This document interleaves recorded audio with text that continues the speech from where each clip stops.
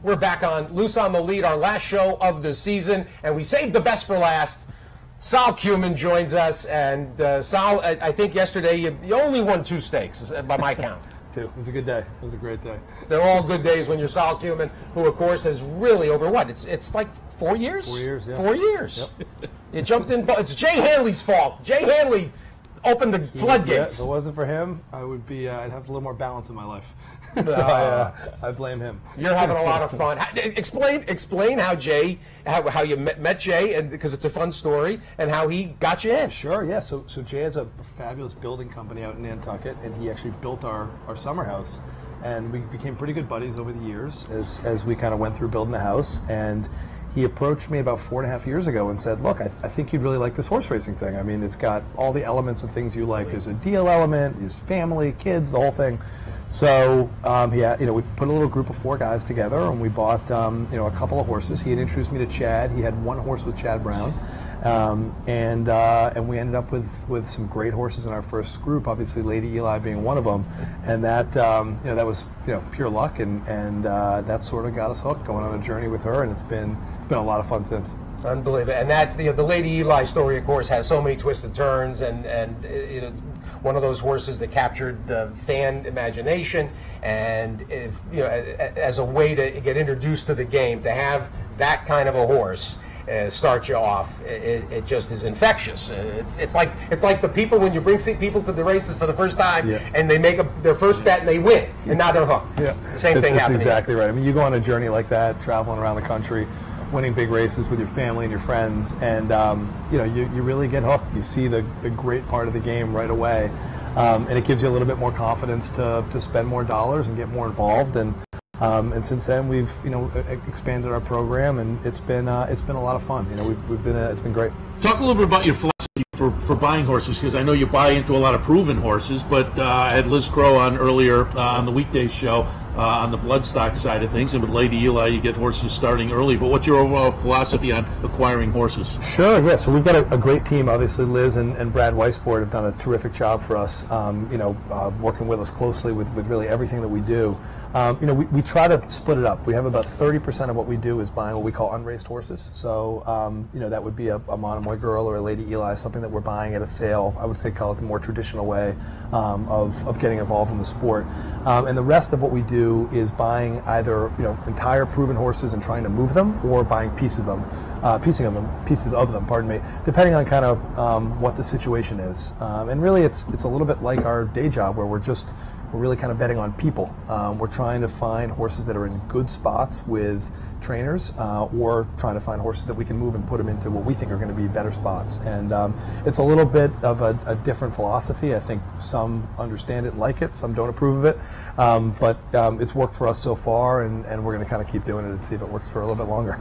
You talked about moving horses into better spots. That kind of a perfect lead into yesterday in the Woodward, where it was a little bit of an experiment, going from turf to dirt. But Bill Mott, he's done it before. We'll watch the stretch run to yesterday's Woodward with Yoshida, the #1 horse here. Gunnevera makes a nice little late run. I like Gunnevera, but boy, pull away. What's the chart margin? 2, and looked like it could have been much easier than that. But talk a little bit about the win yesterday. And coming into the race, what was the team thinking, making the turf to dirt move? Sure. So the call was really all Elliot Walden from Windstar Farm, that really is the one that manages the horse. He's the majority owner, and he'd wanted to try this horse on dirt really all year. The mother was obviously a dirt horse and won some big races on the dirt. We had sort of tried to figure out which the right spot would be, and even though this was back on 3 weeks from really not his best effort, him and Bill put their heads together and picked the spot. I'd say I wasn't sure what to expect. It had worked the week before with Catholic Boy, when I really honestly thought we had a turf horse on our hands, and was obviously had a massive upside surprise. So to have it happen 2 weeks in a row, honestly was kind of crazy. And the ones you don't expect, you get home that night and you just like, I can't believe this just happened 2 weeks in a row. So it was awesome, and the horse obviously ran great. He's an unbelievable horse, and showed great versatility to be able to do it on the turf and the dirt. Have you guys talked about what's next? We haven't yet. I mean, it opens up a lot of doors. I mean, I think you obviously have to think about the mile and a quarter with the Breeders' Cup Classic as an option. But Elliot and Bill really manage this horse, and they've done a terrific job as they always do. So they'll make a decision on this one. You're obviously on track. You mentioned Catholic Boy, and that storyline, a big part of the year. The biggest horse, of course, of the year that you had fun with, Justify. And it just so happened that we were out at Santa Anita, and you came out for the Santa Anita Derby, and you brought in with that group at the time that included Audible. So you end up with a number of horses running in the Derby. But go back to Justify a little bit and talk about some of the decision-making process about buying at a premium and also philosophically when it came to, in essence, leasing the racing rights. Yep. As opposed to buying in and being a part of the potential long-term return on a stallion potential. Sure. And how you weigh that, and it's obvious how much fun you have. So being a part and going on a run like this is just fun. But talk about how you and the people that you're bringing in, how you decide on what is worthwhile. Sure. From a financial standpoint. Yeah, so about 70-75% of our program is buying fillies, and so fillies, if you're able to improve their pedigrees and you're buying the right fillies, we think that really kind of keeps us in the game, and that's really our bread and butter. We've done best buying fillies. Our group every year, and it's a group of 3 or 4 of us. We obviously have an appetite to try to take a shot for the Derby and some of these big races. We've had years where it hasn't worked, and we've had years like this year, obviously, that worked extremely well for us. Right, we took 3 shots that were Justify, Audible, and Catholic Boy, and we ended up winning the Florida Derby with 1, the Triple Crown and the San Diego Derby with the other, and then the Travers and the Belmont Derby with the other. So and Jack too. Yeah, and then my boy Jack, but we bought him as a baby, so he was part of our yearling crop. Okay. So I put him in a little bit of a different category, but. So we look at the dollars that we're willing to risk buying, call them dirt colts, which are obviously higher risk and higher reward, and we have sort of a budget for that, and saying we're going to take a shot or 2 a year. Catholic Boy was the first shot we took. We bought into the horse very early. It looked like the shot, frankly, didn't work, and it turned out he had an excuse for not running well in the dirt early. I thought we really ended up with a good, with a good turf horse, and it turned out, obviously, winning the Travers, that was a really good financial deal. The deal that you mentioned with Justify and Audible is not a typical deal for us, right? I mean, we own about 100 horses. We've only done a deal like that, frankly, with this ownership group, with WinStar and SF in China, because they're obviously very focused on the breeding. It was really our only chance to be able to get into a horse that we thought was elite. So we structured a deal, thanks to Brad Weisbord, who did a great job structuring the deal with Elliot. It was a little bit different, and it was really just essentially getting the racing and not being able to partake in the breeding. Now, it obviously cost a lot less to get into the deal because we weren't partaking in the breeding. So it turned out to actually be a pretty good financial deal. We won with that group 5 Grade 1s. Good point. So it wasn't, won't be as big of a deal as Catholic Boy or Monomoy Girl or Lady Eli. Those will be better financial deals for us. But we made pretty good money and won 5 Grade 1s and went on a journey that we'll probably never get to go on again. Well, exactly. So it worked out well. They all feel different, right? I mean, it has to do with the group of the partners, how long you've been involved in the horse. But it was special. I mean, the Belmont probably most special of all. We had about 130 people with us, friends, family, kids, parents, everything, and just the emotion of winning that Triple Crown and kind of sitting there at Belmont going, holy smokes! I mean, we've only been doing this 4 years. This was was sort of historic. It was I thought I'd be kind of cheering, jumping up and down. Instead, I kind of got teared up, and there were tears coming down. So it was just a little different than I thought. We're obviously super thankful that we were able to to get involved with great partners that have taken good care of us, and we've tried to be good partners to them. We've got a great relationship with them, and then obviously with most of the same group to win that race yesterday again was awesome. And that I want to follow on that a little bit with the ownership groups, but essentially we could identify the Justify almost as an action bet versus a prime bet. Correct. And for you from coming from Wall Street the whole concept of a horse like Catholic Boy that ends up being kind of a long-term play that a stock you have to sit on, and, hoping that there's going to be the value. When it comes to the mares, as Sal mentioned, you can then at the end of November at the bloodstock sales, you take a multiple graded stake placed or grade winner and put them into the broodmare sale, and you hope to fetch $3, $5, $7 million. You hope that Mandy Pope likes your horse. I was going to say, I hope she likes Lady Eli. She'll be there in November. She's got war front in the belly. Well, how many of your sell-throughs like that go with a cover? Oh, very rare, very rare. Yeah, with her, it's a timing issue. Yeah, we didn't want anybody else to race her. We were afraid that if we sold her at the end of last year, there was a chance somebody would buy her and then put her back in training for a year. And I think the idea of someone running her that was not us, just it didn't feel right for her because we've always tried to put the horse first. And so we felt like let's take that out of the equation, and we decided to put her in fold. So a little bit of a different strategy for us, but she's obviously been through so much, and we sort of always try to do the right thing with her, that we wanted to make sure that we could do that all the way to the end. Nice. I want to go back to the Travers and lead into a question about Saratoga, and we'll watch the stretch run to the Travers. Catholic Boy moves to the dirt, gets the Grade 1. Off of the Grade 1 Belmont Derby, the Pine Ridge race was just, as a guy who's watched races for many years, you don't see that happen, what he did in the Pine Ridge. But let's go back to the Travers and watch the stretch run. Catholic Boy, the number 11 horse. And I wanted to fold this into, you're 4 years into the game, and I'm assuming you weren't that familiar with horse racing beforehand necessarily.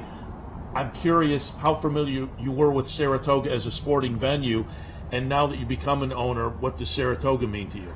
Oh, so I would say I knew nothing about horse racing. I mean, I had been to the infield at the Preakness during college because I went to college in Baltimore. Hopkins. And that was it for me. So I knew nothing. And, the first time I came up here, I came 2 times that first summer when Lady Eli and we had another horse called Tammy the Torpedo.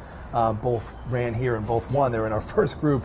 Lady Eli ran in House Silks. I mean, I remember after the race, Chad looked at us and said, "Hey, you guys got to get some silks." And we're like, "What are silks?" I mean, we had no idea. So that just shows we really didn't know anything. In the last few years, I've learned a lot. I've spent a lot of time, studying and trying to learn a lot. And obviously, I've had great people around me, especially Chad Brown and Brad Weisbord, that have spent a lot of time teaching me things. This place is special. We rented a house on Oklahoma on the back track 3 summers ago, a group of us, and we only got here for a few weeks, but sitting out on that back porch and watching the horses train in Oklahoma, that was it for me. I mean, I fell in love with the mornings. I soon after bought a house a couple doors down, and I get up here as much as I can during the meet. I absolutely love this. I don't know if you call it a town or a city, but it's spectacular. The people are great. The energy that's here during the meet is like nothing that I can really explain until you've been here. I have friends of mine that have had sort of my background with know nothing about racing, and I shuttle them back and forth in here every week, and every time they leave they kind of look at me and say, I get it now, I understand why you love this. I mean, this is incredible. So we've been lucky. We brought a lot of new people into the game, and it's great. This place is incredible. So you got Ken Ramsey as a neighbor? Ken Ramsey, backyard heaven. He's right down there. E5 racing, a couple doors down, the streets starting to heat up. So it's great. You mentioned the infield at Pimlico. You went to Hopkins. You played lacrosse, and interestingly, your first Triple Crown success came with Exaggerator at Pimlico, which had to really be kind of unique, and to come back to Baltimore and win a race like that, and Exaggerator brought you some thrills that probably ignited the real heavy interest in Triple Crown. Absolutely, yeah. That was one of the best wins we've ever had. I mean, it was an amazing group of people. Keith DeSormo did a terrific job with that horse. Our partners on that horse are great. They've become good friends of ours. We own a lot more horses with them, like my boy Jack. And that win was amazing. Just being back in Baltimore, and it was great. It was really, it's funny. The last week is sort of made you think about, my kids asked me this week, what are your top 5 favorite wins that you've ever had? Oh, good. And I really had never thought about it. So I kind of had to sit back and try to rank them. And in no particular order, that Preakness is clearly in the top 5. The Catholic Boy Travers is clearly in the top 5. Lady Eli's first Breeders' Cup win was our first Grade 1. There you go. Was in the top 5.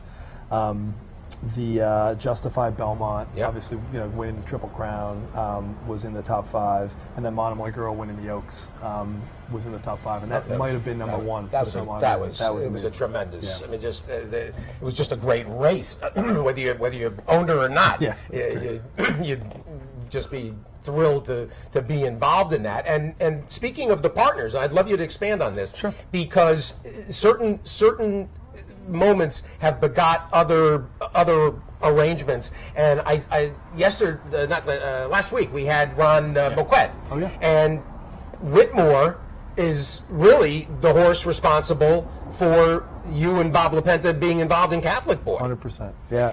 The success with when Harry Rosenblum, you bought Harry's piece. Yep. And Ron's done a terrific job with that horse. It was a great win here last weekend.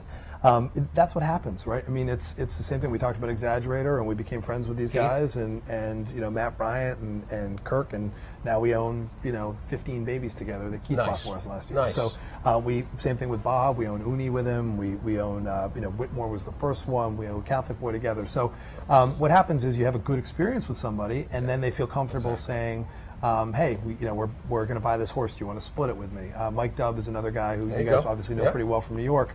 We own a lot of horses with Mike, and sometimes he'll find something and say, hey, do you want to do this? Sometimes we'll find something and say, hey, we're going to buy this horse. Do you want to split it with us?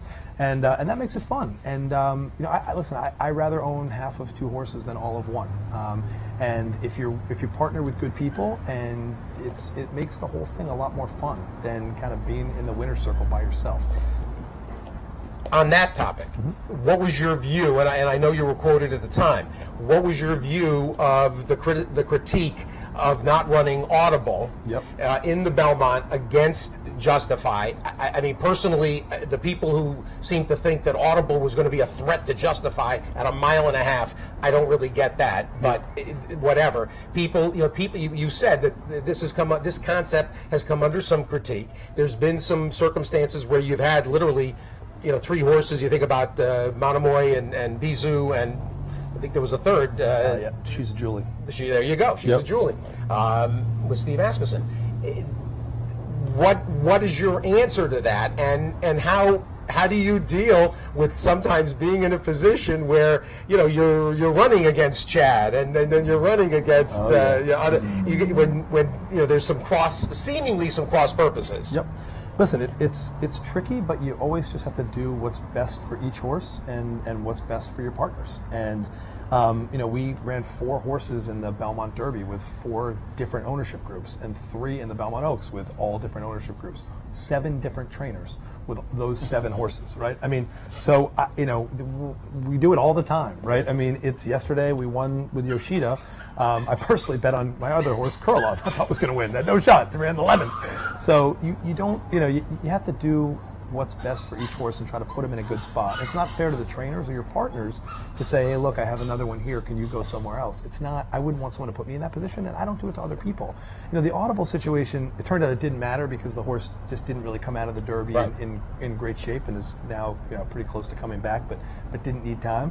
That was a little bit different because it was the exact same ownership group and you were running for the Triple Crown. So I could see why it was a little bit more complicated. It wasn't my decision, frankly. It would have been Elliot's decision to make, but we never really had to make it. I understand the criticism. I can see people saying, oh man, this guy's got 3 in here. No one's colluding. They're not talking to each other. They're different trainers. And you try to put each one of them in a spot to win, and you never know which one's going to fire. And you hope somebody gets lucky. And it's hard. I mean, yesterday I had 2 horses in the Grade 1, and one ran well with a group of 3 partners, and the other one I have another group of 3 partners, and it ran no good. And so you kind of feel weird in the winner's circle because part of your group is standing there and that's part of owning a lot of horses. And you just try to put your head up and do it the right way and be honest, and you hope it works out. Before we let you go, I want to go back and show the Coaching Club American Oaks from earlier in the meet and watch Monomoy grow, because you talked about you aim for fillies, and obviously you've scored big time here. Monomoy Girl is going to be the number 4 horse. I talked to Brad Cox. We were down that weekend after the Acorn, and he said that pointing towards this race and then the Cotillion. So a nice win in the Coaching Club American Oaks. Fill us in. Is she still up here training with Brad? And the Cotillion, I'm assuming, is still next on the agenda. Yeah, no, we sent her back to Kentucky about 2 weeks ago. She's training with Brad. She breezed yesterday. She's got 2 more works left for the Cotillion. Knock on wood, she's doing really well. And Brad's done an unbelievable job with her. I mean, he's been able to stick with a plan, which is rare. Most of the time, you kind of come up with a plan and then you audible frequently, and he's done an unbelievable job. And this is probably my favorite horse in training that we own today. We own half the horse. We bought her as a baby. The story's great. It was Liz Crow's first ticket that she ever signed. I know you guys had her on here. She's a terrific young woman that works extremely hard. It was Brad's first Grade 1 win, and to be part of that was great. We're extremely tight with Florent, who's the jockey, and we've won 5 Grade 1s with him this year. So, all that stuff goes into the look, and look, we're really excited. She's going to come back in a couple weeks here in Pennsylvania, and we'll see what she can do. That's a fun day down at Parks, and you mentioned Monomoy Girl, and where's Sam? Send Sam back over here. Sam, not you, Sam. The other Sam, the little Sam. Where's that little guy? Sam, where'd he go? I want him to come up on stage and close out. Tell him to come over. Get him out here. As we wait, come on, Sam. Sal, explain to everybody the breakout of Head of Plains, Matticat, Monomoy, and Sheep's Pond. Sure. So this is Sam, by the way. Hi, me and Sam. Remember the horse? Sam went to the Kentucky Derby. This is my youngest son. We have really 4 groups. Sheep Pond was the first. It was 4 guys. Obviously, Jay Hanley was part of that group who introduced us. After I decided I wanted to kind of get more involved and do more stuff, we formed a couple more groups. Head of Plains and Matticat there's a group of 3 or 4 of us. I think one's 3 and one's 4. And they're really the same people. And Monomoy is the same 4 people plus a few other guys added. So they're all mostly the same 3 or 4 guys that I own all my horses with. There'll be a few extra guys that kind of want to pop in and partake in some stuff. But it's been great, and we just name everything after different parts of Nantucket. That's what got us started. And there's no real huge difference in any of the different groups. Sam, you gonna go to Monomoy for sailing camp? What do you think? You know Monomoy camp? That was Cape Cod Sea Camp. You went there this summer, remember? Nice. And of course, But I didn't. Speak loud. I didn't do that. There was those things where you go on the boat, and I didn't want it. Sam didn't like the boat. He likes the lacrosse field. Yeah, you play some lax? No, they didn't have lacrosse. They had weird options. Like tetherball? Weird options. They had carpet ball. Oh, that's like broom ball. Like in Canada, they call that broom ball. And they had gaga ball. Oh, gaga Gaga ball. ball. Oh. Gaga ball. Are you an attack? You play attack like your dad did? Lacrosse? Nice. Still ever play? I mean, is lacrosse one of those sports you can play? Is there like adult lacrosse leagues? I was going to say, you spend a summer in Saratoga, you're not playing anything. I feel like I'm a walking carbohydrate right now. He coaches me. But I do coach him. I coach his team, and what did we last year? 14-1, right? We lost 1 game. Not this year. This year we're going to be ready to go. No, 2. We lost 1. 2. No, I think it was 1. Daddy, we lost 2. Remember when all the teams was an went exhibition. together? Oh yeah, that is different. It was That was an it. all-star team. We lost two. And your brother's playing soccer. He's got a soccer tournament this weekend. Yep. Yeah, he plays attack and mini. Attack Nice. and midi. Yep. What about your sister? She plays attack. Yep. She plays lacrosse and soccer too. She doesn't start till next week, but Jack started already, so they're rocking. I love it. I think I'll get more into the lacrosse. I went to Syracuse. You think I'd be plugged in, but I'm plugged into college basketball. You can't lose there. Both of those are good. Mind control tomorrow in the Hopeful, by the way. Yep. Let's see. See if we get lucky. We got a chance though. The horse is very fast in the sheets. Had a great breeze last week. We got Johnny V in the irons. I mean, there's obviously Beaumont's horse is going to be very tough in there, but if for some reason that horse, doesn't give you your A game, I think we're going to be right there. And that's a horse that was the late John Brunetti out of the Red Oak, the famed Red Oak Silks, the white jacket with the red dots. Yep. Sal, can't thank you enough. Thanks so much for Really having me. fun. Great to see you. Thanks a lot. Thanks a Appreciate lot. it. Thanks very much. Good luck going forward as well. Thank you very much. We're back from our last break of the Saratoga summer to close out the season and closing out a unbelievable quarter of a century run as the man with the horn, Naira's Sam Grossman. Sam, the Bugler.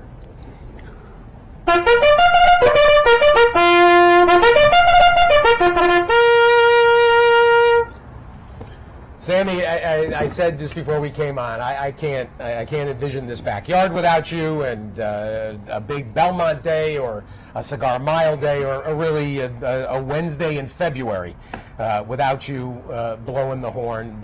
You've been the most gracious ambassador. You work that backyard day after day, playing birthday songs, playing requests. It's just what you've done here is it'll be very, very difficult, if replaceable at all. And we had to have you here to say thank you for everything you've done. Well, it's been my honor to play those beautiful thoroughbreds onto the track and the best jockeys in the world. And I owe a great debt of gratitude to Jay Cohen, who has been the bugler at Santa Anita since 1987, who's helped me with equipment and shtick and everything. And I've enjoyed every minute of it, and had the great fortune of being friends with Harry Rice, who's one of the valets in the jocks room, in charge of taking care of the horses. And very few people will ever have the honor of such a friend. One of the most famous summer encampments in Saratoga is the Grossman Rice House that has had all kinds of Dan Silver and Jason Blewett. Let me tell you what, Harry's very civilized, and he has very set rules, and clearly I did not follow them all of the time, and that's on me. But I've had a great time every summer with Harry and his buddies from Staten Island. We got Patty, and we got Jimmy Whispers. And let me tell you, when Jimmy Whispers goes to the window, they follow him. Talk a little bit about getting signed on with Naira. You were classically trained. You've been working a horn since you were 5 years old. Yes. And your twin brother Irv, of course, always fun when he shows up at the track too. Who approached you, or how did you even get on the racetrack? Well, I did a master's in music, and I just Miami. Yes, University of Miami, and I just happened to get an audition. I didn't even know where the track was. I'd never been to a racetrack. I'm a nice Jewish boy from the suburbs. And next thing you know, I'm at the track my whole life, playing stuff like this.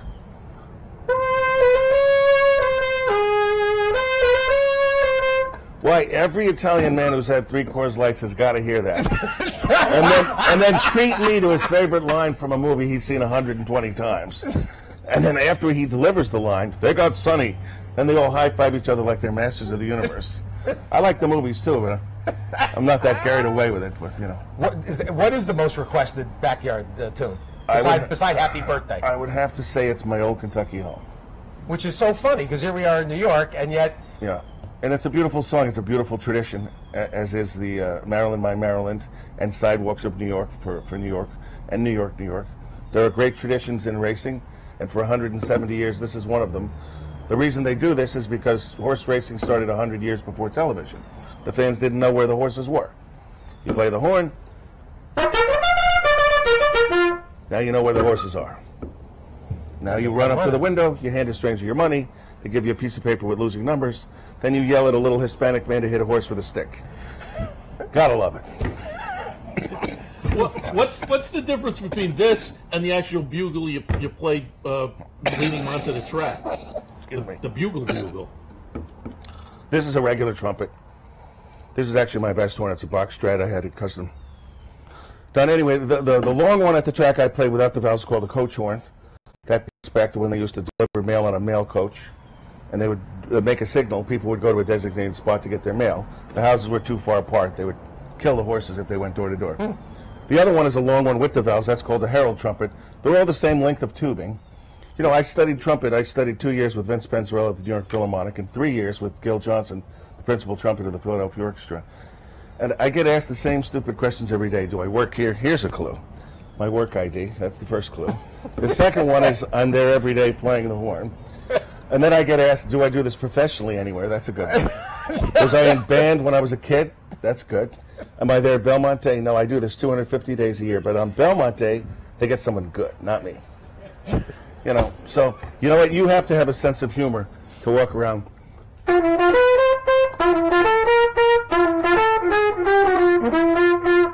right? I got the horse right here. His name is Paul Revere. Paul Revere. And would you believe it? No one has gotten this right. It's Paul Revere, Valentine, and Epitaph. No one can get that right. Google it. Or rent the movie. Rent Guys and Dolls. Sam, the whole environment. Talk about the moments that stay with you the longest.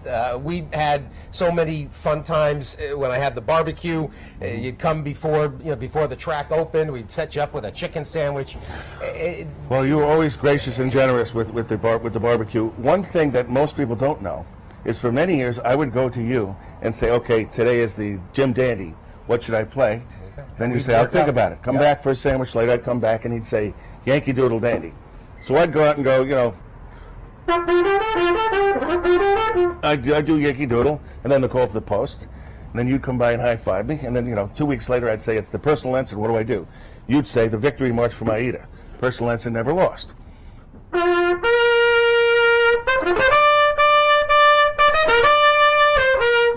So it was very helpful having somebody feed me what to do. We had some fun ones. We had some clever. Yes, I'm going to play. Things that were subtle. You made me love you for our last race, and to be perfectly honest, I love the people in Saratoga. I couldn't love you more than I do, and that's why I'm going to play. You made me love you, and I mean it. Remember, there was also the years when you would come and call to the post for the Rick Lang, the New York City. Yes, OTB, I did. Rick For 10 years, Harry Tesher, Rick Lang, and Drew Mollica. And what most people don't know, we had the brilliant Mitch Levitas as the camera guy. One of the funniest person. You ever want to spit your drink out of your nose? Funniest people on Spend 5 minutes with Mitch. But they would be screaming at each other all the way. He'd be counting down 5, 4, 3. Now I'm getting ready to do my ditty to open the show. These three are screaming at each other. They're hungover, and they're screaming all the way to the last second every time. And then Rick would say, "Don't play Moondance. Moondance sucks." And I'm looking over like, God, we're live on TV in 2 seconds. Can you let me do this?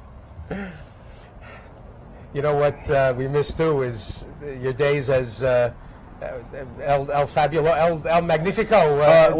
On Thursdays I used to do a mariachi thing at Leon's. I'm friends with Fabiano Leon, the great jockey, for 25 years. Yeah. And he asked me, would I come by once a week and do some shtick? So I went by dressed in a black shirt. He pulled a black sombrero off the wall that he got in Mexico, and I started doing this.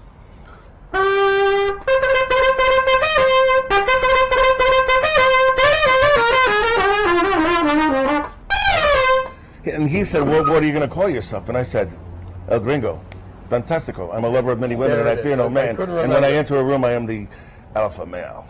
And he said, could you just call yourself Sam? El Gringo Fantastico. There we go. Roberto had a point. I saw him yesterday. He was practically crying. He gave me a hug and, said, I'm going to miss you. And, I gave him a little of this just to calm him down.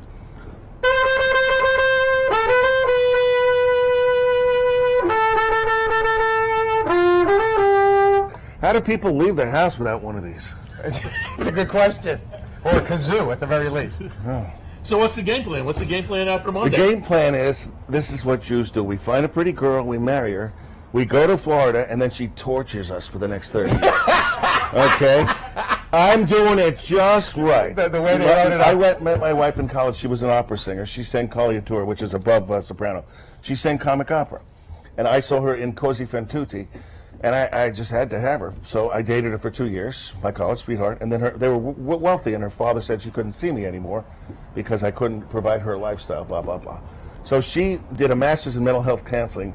Clearly, we're putting that to good use. And then she did a law degree. She's been a divorce attorney for 21 years. Obviously, my second divorce, much smoother than my first. Thanks for that.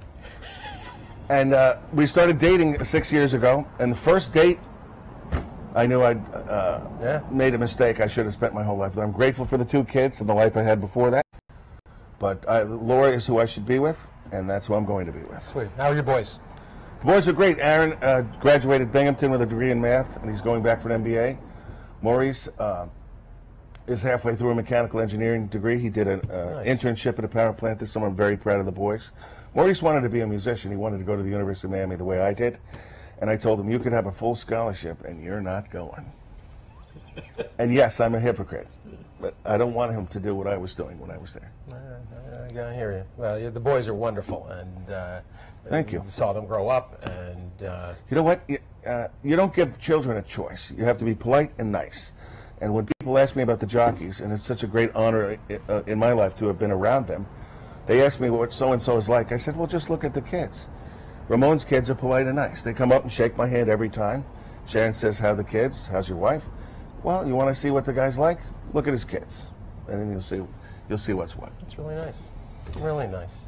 Sam, we got to wrap things up, but yeah, on behalf of everybody that has been in the stands and enjoyed your work, we wish you, great good fortune going forward, and have a good last couple of days at the meet. And stick around for a second. We're going to wrap things up here, but we'll let you play us off. Okay. And this is the end for us also, Steve. So wrapping things up on Loose on the Lead for this summer, and I think it's been a good summer, right?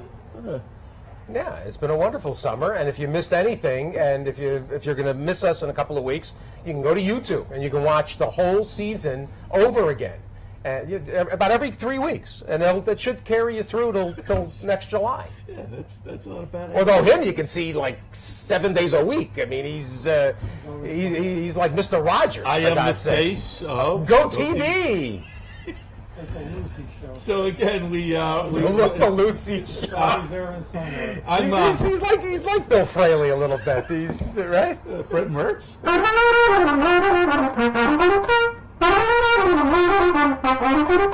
The Benny Hill theme song.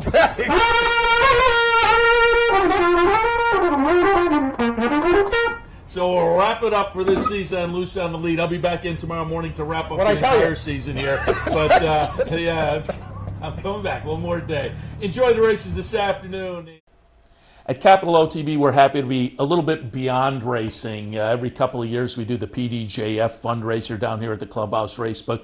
But really, we're 6 years running with our friend Roddy Valente. He and his family have the turkey giveaway here at the Clubhouse Racebook every Thanksgiving time. And again, we appreciate Roddy and the family and a number of other sponsors. We had a chance to sit down with Roddy, talk a little bit about his generosity in the turkey giveaway.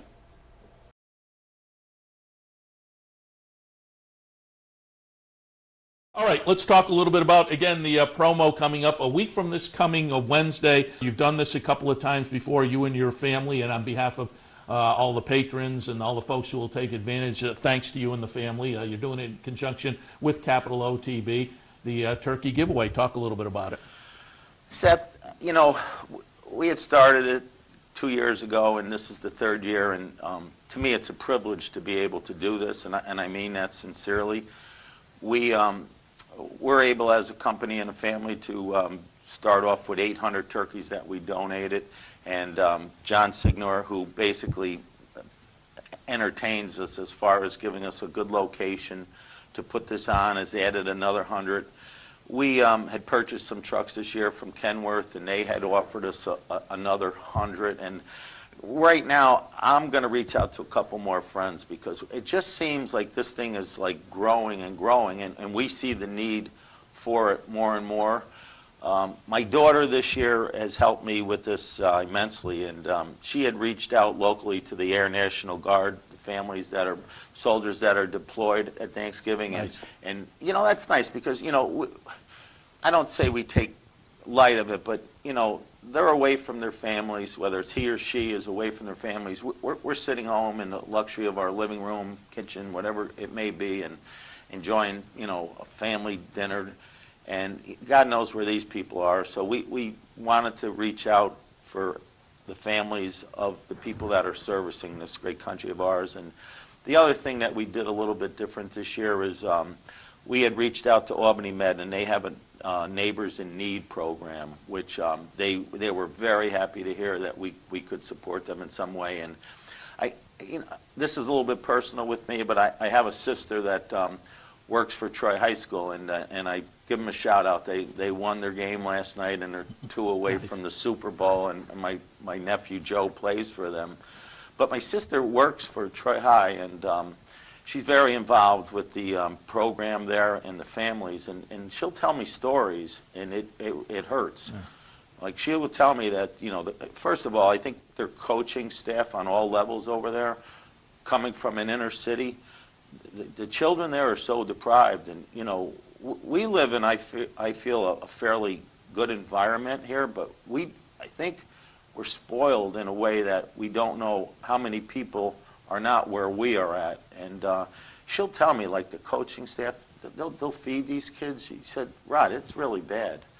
And I had reached out to her on my way over, and I said, if you know, any way, we'll give you flyers, any way that we could help families that you know that need this support. At least it's a turkey, but you know, maybe it's a family dinner that they can't afford, and she's going to work with me on that. And it, just like I said, it's a privilege. And I have a couple more friends that I have to reach out to, business partners, and I think I can get the number above 1,000, which would make me feel a little bit better. You've done it a couple of years. It's been very popular. It happens right outside the clubhouse racebook here, 711 Central Avenue in Albany. And I know the last couple of years there's been a big line early, and they're gone pretty quickly. Are there any requirements for people showing up to get a turkey? There's no requirement. We just asked, you know, and that's why we pledged that it's families that are needy families. And believe me, when you see the family that are in line out there, I won't forget last year I had to come over and do an interview with John and with Paul Vandenberg, who's been very gracious getting the word out. And I think I went on like at 9 o'clock, and it started at noon, and there was a line. I mean, when you do see the people that are in line for the turkeys, it makes it all well worth it. So, I mean, as far as the Valenti family, we're all involved, and my nephew, my son, they're in the back of the truck taking the turkeys. So it's something that I hope we can grow on and keep going for years. And again, on behalf of everybody here at Capital OTB, we thank you and the family for. Really, it's a great holiday, a holiday tradition at this point. A lot of happy times, obviously, when it comes to a racing year, but also some sad news when there are passing of prominent people. Rick Violet, prominent trainer on the New York scene. We had a couple of chances to talk to him during the Saratoga meet, including right after the day after Diversify won the Whitney. Also, obviously, we lost a couple of people prominent in the media here locally, but also with us at Capital OTB, Matt Graves and Mike Jarbo. So again, wanted to pay tribute to all of them.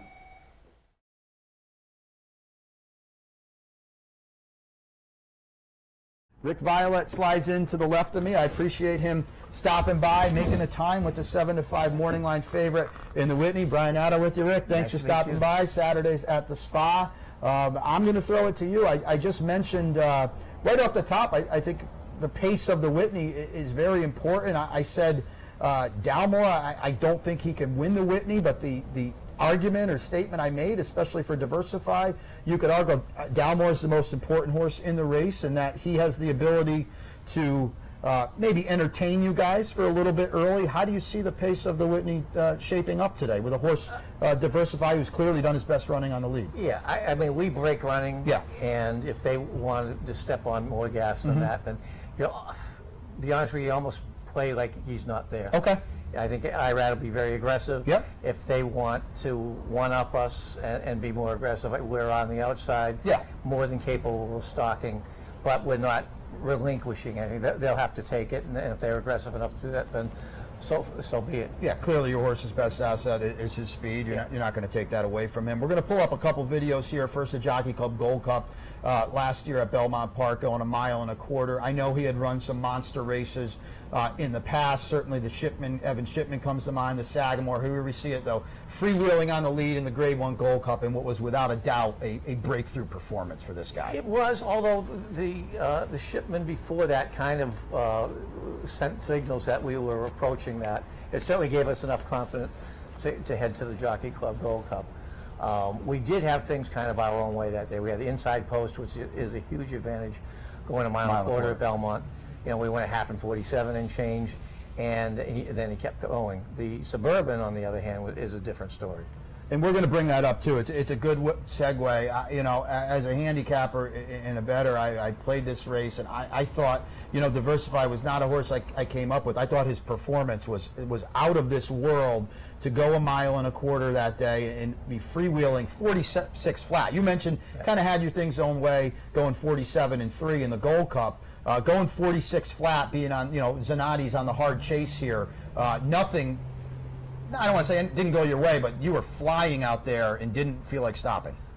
We were, I mean, the half bothered me because we actually went in 23 and changed the first quarter, and 46 and a tick. 9 and 3. But that was, I felt more comfortable there because now everybody was off the bridle behind them. They were already chasing, and we were fairly comfortable. The 46, I wasn't so sure what was going to happen there, but he kept going. You know, and by the way, he was pressed pretty hard at going the 46, and so I'm not sure that somebody right on our heels bothers us a whole lot either. Those 2 races, a mile and a quarter at Belmont Park. We cut back a little bit today. You know, you're 1 for 4 at 9 furlongs, but again, you've run well with big figures there. What I wanted to ask you was, this was not necessarily the first plan, and so what I said was earlier on the day, you didn't bring Diversify here. He brought you here, I would think. And Chad Summers even said the last work he thought was by far the best work of his life. He's coming in at the top of his game, I would think.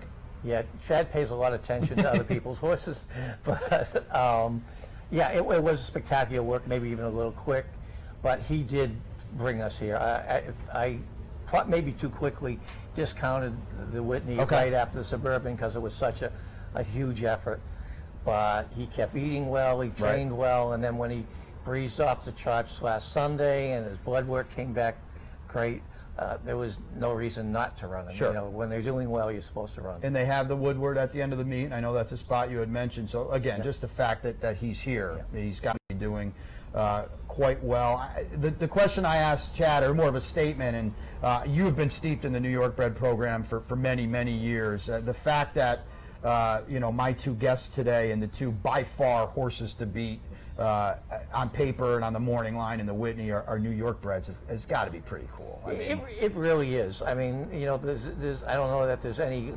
glass ceiling any longer. They're 2 good horses. It's really nice that they're bred in New York State, but they're by far just first, you know, true and true, very, very talented horses. You hinted that, you know, he was coming up to a big race in the Gold Cup last year, and I look at him on paper, and obviously he was a very, very talented stakes-winning New York bred. Did you ever think there was a point in his development where you said, you know, if I told you you'd be the 7-5 favorite in the Whitney on the morning line, you know, do I have 3 heads or? Well, no, I think 7-5 is a little short anyway, but I actually thought there was more there. We actually breezed them on the turf 2 or 3 times last summer before we went to the shipment, because I just thought that we were missing something. Right. And actually what it was is going further. We hadn't run a mile and an 1/8 yet. Right.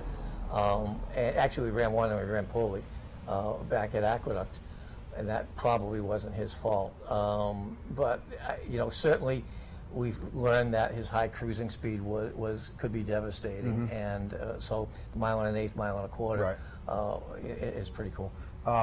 Only one, you know, blip on his radar here, the Charlestown Classic. 3 turns, kind of a funky race, a funky racetrack. I think I heard you say that he got that second turn and kind of thought it was over with. He did. It was, you know, and I think the air came out of him. He won his second turn and said, okay, this is it. And it might have spooked Irad a little bit that this is it, meant maybe there was something wrong. And by the time he realized he was traveling great, I mean, the race was over. Yeah. So it's a throwout. He's a little bit of a quirky horse. Okay. And so that's kind of within his arsenal. Just kind of say, okay, that's enough. Okay. You know, he doesn't gallop out well necessarily at Belmont. Gallops out really well here. But because he knows where to pull up. Yeah. And unfortunately, he could count too well, and he got to 2, and he said, enough's enough. Right. You've looked at this race on paper, I'm sure. I've talked about Mind Your Biscuits. Obviously, he's a talented, very talented New York bred. Do you look at any of these other horses, or you say, I'm worried about him, or is it more, I'm confident in my horse and how he's coming over here today? I mean, you're always worried about everybody else. Of course. I mean, you know, it's a really good race. I know people want to knock the race a little bit, but 3 Grade 1 winners in it. Other than stuff like the Breeders' Cup, I'd like to see other Grade 1 races with more than 3 Grade 1 winners. I don't think you'll see it in the Pacific Classic. Yeah, no, exactly. So I think sometimes it's maybe a little bit backhanded knock or compliment because there are a couple of New York breds in it. But I think it's a pretty good race. I mean, we've got the Belmont winner. Yeah. We've got, you know, what Miney Biscuits has done is phenomenal. I mean, he's a genuine good horse. But you're also not supposed to back off on another horse that doing something for the first time. Right. I mean, he could run off the screen and he will be elevated to another level. But he has to do it. It's a $64,000 question, exactly. Right? Backyard heaven. He's maybe has the bluest sky. We don't know how good he is yet. Right. You throw out the last race, and his trajectory could be up. You know, and obviously Good Samaritan loves this racetrack. So it's a good race. You have to run it. If we run our A game, I think we're in a good spot. Yeah. Now this racetrack today, and we don't know how it's going to be around 5:45. I would think it's drying out. I would think they open it up, and maybe it's pretty demanding, pretty tiring. Any concerns from your standpoint, or you just have to run the always? I race? mean, we got 3 inches of rain last night, so. Right. But this place does dry out. Right. They'll squeeze it and pack it and get it as glib as they can. But we'll see how tiring. Yesterday, 2-turn races did not flatter speed. So we'll watch that. But I don't think there's a whole lot you do to that anyway. He is what he is. You play his strong suit, and if that works, terrific. Yeah, you're not going to take anything away from it. Are there fractions in your head, or you just leave that up to Irad? No, and go from there? we went in 46 and got a mile and a quarter last. His last Suburban. So 46 probably shouldn't scare us going a mile and an eighth. Commentator, another New York bred that won the Whitney, not looking ahead, but if he is fortunate enough to win this race, as I mentioned, you're a guy that's been steeped in the New York bred program a long time. I would have to think it's a pretty proud accomplishment to have a New York bred win this race. Oh, it is. It's one of those legacy races, like the Suburban, like the Jockey Club Gold Cup. Right. Great horses have won it, and great horses. I mean, super horses. Secretariat can beat. Right. So, but it's certainly one of the 6 or 8 races in New York that have the whole heritage of true greatness. And it would be a heck of a trifecta, as you mentioned: the Gold Cup, the Suburban, the Whitney. If Diversify is fortunate enough to do it. I know it was a busy morning for you. I really appreciate you taking the time to stop by. Best of luck today in the Whitney with Diversify. 7-5 on the morning line favorite. 2 New York breds battling it out in the Whitney. And best of luck going forward, too, Rick. Thank you I so really much. appreciate it. Thanks for stopping by. Really? We're back from the break, and we're laughing because Teresa Gennaro is off camera, and of course, when Teresa's around, you talk kittens. We had a kitten show up on our doorstep a week ago Saturday, now adopted, known as Bandit.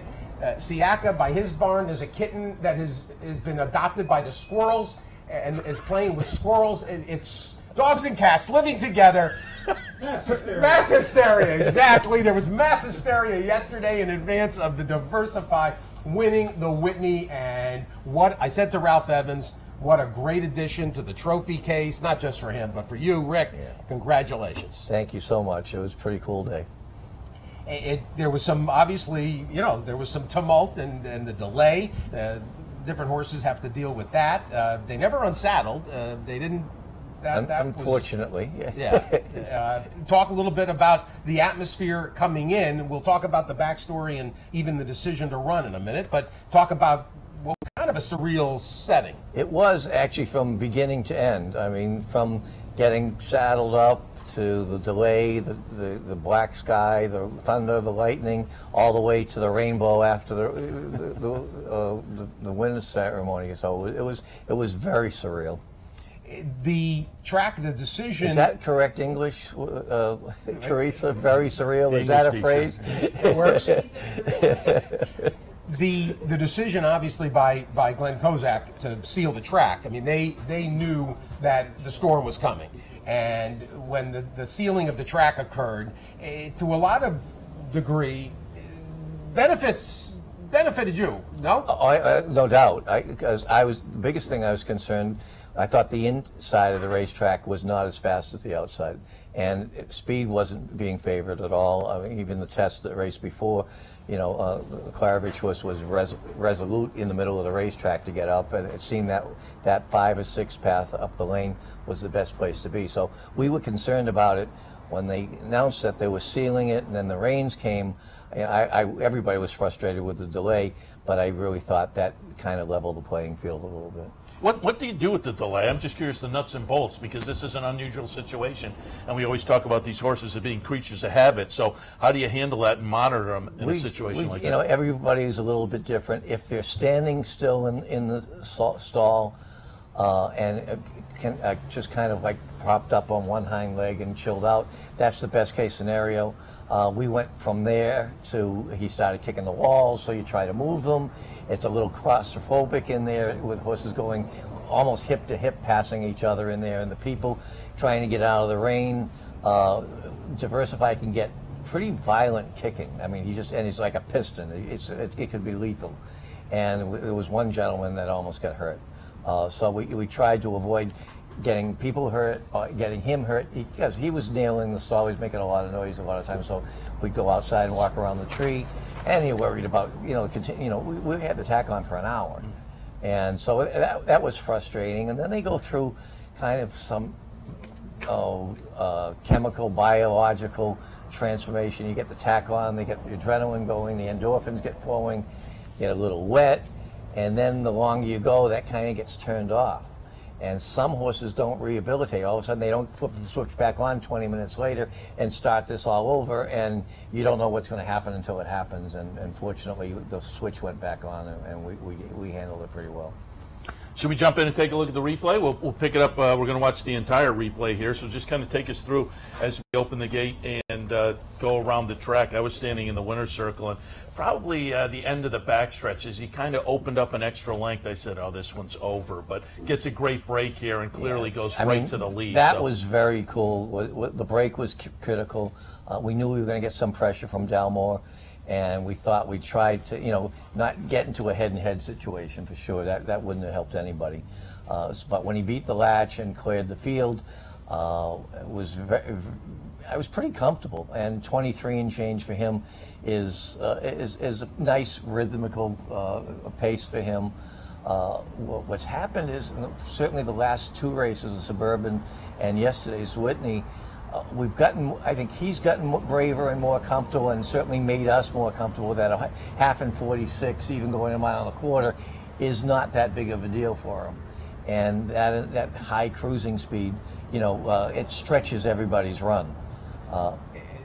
When the 46 came up, and in this section, when he actually, without being asked, when he extends this lead to about a half a dozen lengths, I thought the race was over then, because everybody else is hamstrung now. Look at him, look at him asking. And that was a bit of the same way in the Suburban. The half and 46 bothered me, but the 9 and change didn't, because everybody was off the bridle. Now they were trying to stay in the race, and that diminishes their late kick. They're using fuel that they'd rather be sitting chilly on and trying to explode up the lane.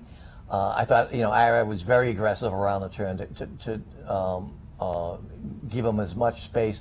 And then here, the first couple of times he hits him, he actually adds another length or two to it. And I thought it was over here. Mining Biscuits was coming, but he started to grind here. He wasn't really coming, he was grinding, and I thought we were fairly safe at this point. He's kind of upright, too. It's not as if he leveled off and finished. He just his action stayed very clean and pretty efficient. So he's a very, very good horse. And as clearly, as you indicated with your decision even to run, I noted that for the first time in his career, he was running a fourth time without a layoff line. Yeah. And that 59 and change work that Mike Welsh lauded, basically saying no ill effects from the Suburban, you sort of connected the dots and said they're doing the right thing here. Yeah. Well, I would certainly. He kept convincing me we were doing the right thing. I mean, he trained well, shipped up here well, ate well, was moving great. The breeze was actually a throttled down breeze. He'd gone off at almost 24, and the exercise riders chirped him a little bit and went in 46 and 3, and we had him on the walkie-talkie, and I kind of said, whoa, whoa, whoa, and so he was kind of eased up going 59, so came out of that great. His blood was terrific, and I finally, he kind of said, come on, chicken, enter me,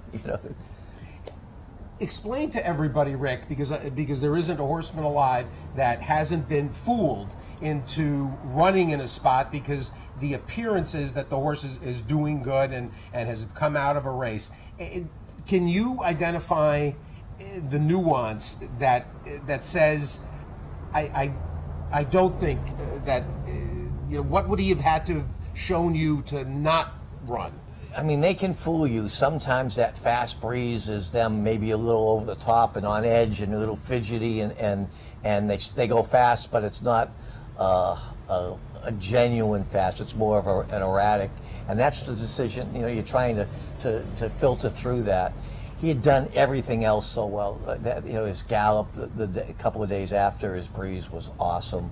His appetite stayed the same. There was no variations. We weren't trying to fit a square peg in a round hole here. The fit was just right, and he kept convincing me that it was the right thing to do. I mean, I really didn't talk jockeys until entry day. I mean, I didn't want to mess up anybody and let them think we were going and not do it. And actually people were gracious enough. Chad was kind enough to let Irad off of Backyard Heaven and to get Castellano and Ron Palucci as a lot of times he can stir up things. He was nice enough to let Castellano get off of his horse to go to Chad, and so sometimes there is some very beneath the surface sportsmanship, and everybody kind of was happy with where they were after the draw. Give us another glance into his maturity, because we think of fully mature horses at age 5. He's a gelding. He was gelded in 2016. Right. But he is now a mature horse. How has he changed in your view with the full flower of being a 5-year-old? He's always been, up until this year, a bit of a baby. I mean, in that he would notice everything, he would react to things. I mean, not stupidly, but he'd see a bird flying and it catches, or a horse on the racetrack, or just he was very inquisitive, but kind of a little bit of an immature brain at times. And this year he stepped up, like I said. As he's gained confidence and certainly using his early speed, he's given us our confidence to let him do it. And I think the last couple of races we stopped getting in his way. I want to go back to the Charlestown race because that's a fluky kind of mental thing that you've talked about, and we talk about them being creatures of habit, and it's such an aberration on the page. And you would think, given that bull ring and the 3 turns, the speed would play out. But you said, as a creature of habit, a 3-turn race, he got past the 2 turns and thought his job was done. I really think, nobody believed me, but, he went his 2 turns. And I think just the wind came out of his sail a little bit. I think it spooked Irad a little bit coming off the layoff. He got, have a little injury at Churchill. So I think being a little protective, he wasn't going to force the issue.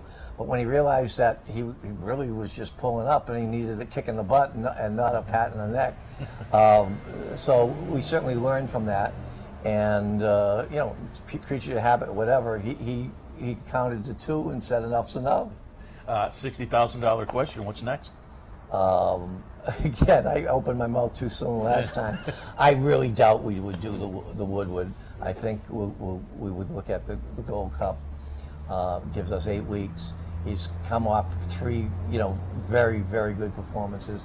And I think this is one of the times where you have to maybe even discount. If he's looking great, kicking the walls, you're supposed to discount it. Discretion, better part of valor here, and wait for the Gold Cup. Although I would love to win the Woodward, we're not going to, because it's one of those legacy races. He's won the Suburban, now the Gold Cup, the Whitney. Adding the Woodward to that shelf it'd be pretty cool. Well, he puts himself in unique company with these 3 wins, and at the same time, for you and for Ralph Evans. I mean, talk about the satisfaction of delivering a horse like this, a horse that is going to be around. I mean, this is clearly a horse that's only hitting his best stride now, and really, at a fulfilled portion of his career.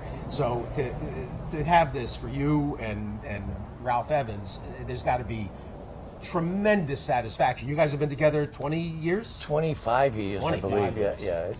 He's a very, very special person. The family is special. There's never any second guessing. There's always turn the page. It's thrilling. You know, when we had Upstart, he did grab me by the elbow one day. He said, you know, you're kind of spoiling me here. I'm liking these big dances. And we were fortunate enough to kind of tumble in to diversify and keep the dance card going. You started March Magic? Yep.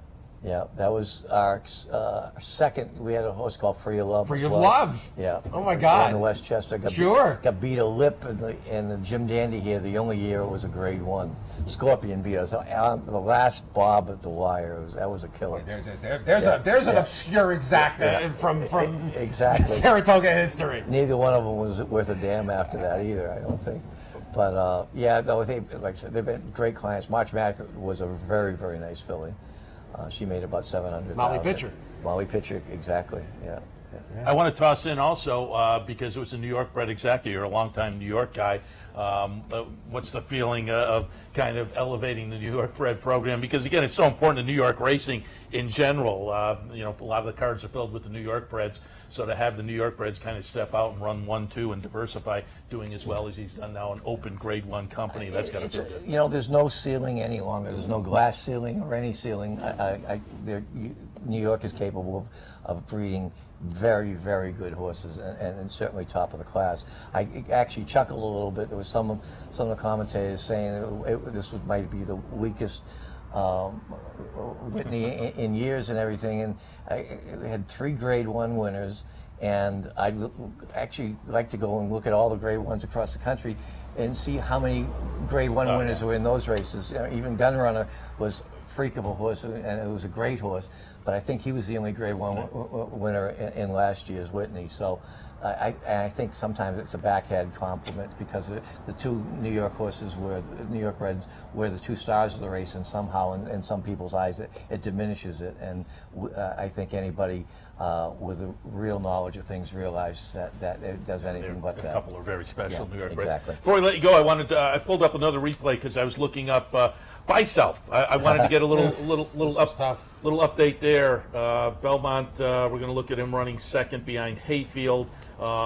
Hayfield came back to win up here. Hayfield's going to be the number 1. By Self is the number 5 in here. Again, runs second after a couple of first place finishes earlier in the career. Talk a little bit about By Self. Really nice filly. I don't think she loved the racetrack that day, and we had to send her a bit, being the inside, and that cost us.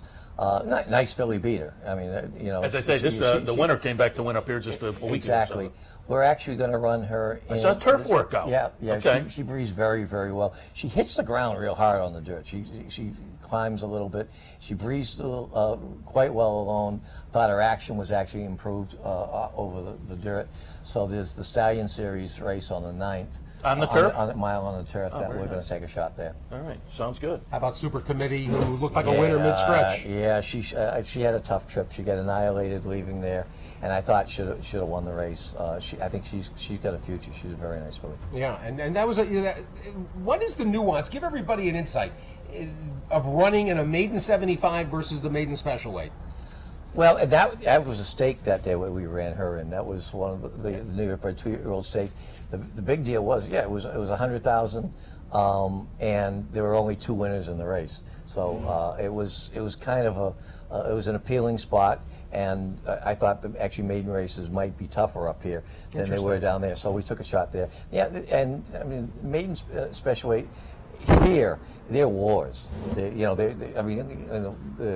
toss-up is a Chester Broman bred, and they're regally bred. It doesn't matter if they were bred here at North Korea, if Chester's breeding them. The mare's usually a blue hen of some sort. So, and you can hook that at any race. Even the maiden 75, somebody's trying to take a little bit of relief, but usually that can be a war as well. But any of those 2-year-old maiden races, you might see this year's or next year's champion. Well, that was a crazy race too. I mean, there's going to be a bunch of winners out of that race. Exactly. You and the Shepherd horse that you probably bet on. Linda's horse just won. She was 4th in that race, and she won the other day. That's right. Came back on moderate There's been a bunch of quick turnarounds. Yeah.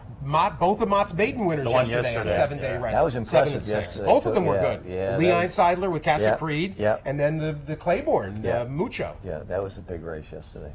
Well, a big race from Diversify, again, waiting for the figure. It's got to be in about the same range, 107, 108. You know, and that's historical. It doesn't matter. Exactly. We got there first. That's it. Rick Violet, everybody.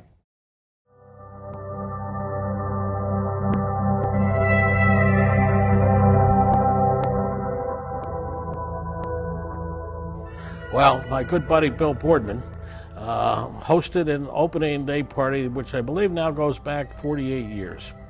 And at that time, there was a barn, actually, that Billy sequestered from NYRA, a NYRA-owned barn, and it must not have been important to NYRA because every year, Billy would sequester that barn, and it would be the site of our opening day party. And Matt would come, and eventually NYRA decided that it served no purpose and knocked it down, and it broke our hearts.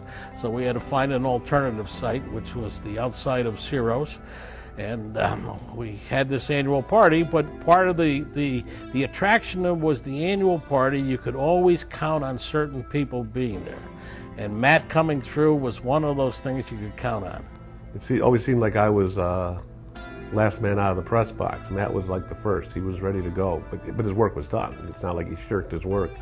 And I was over there several times after I was done, and you know, Matt would hold court there. And you know, it's like, I guess when he would walk in, it was like the Pope walking in. Everyone just went to Matt and wanted to know how he did at the races, how many winners he had. Maybe he's the Pied Piper of Saratoga, I don't know, but everyone wanted to be around him.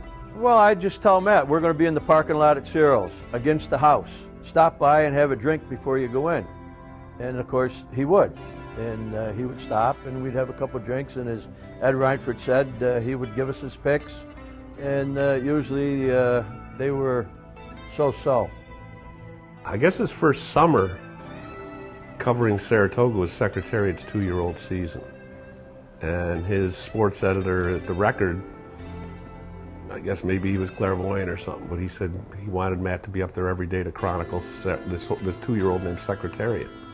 So Matty was up there every morning, and I'm sure he had an interest in racing before that, but that was his baptism into covering it. And from there, he was off and running. Matt came in, I think he used to work nights with Tommy Haggerty over at the Troy Record. And they would come into Sherlock's Tavern after work at about midnight, after midnight.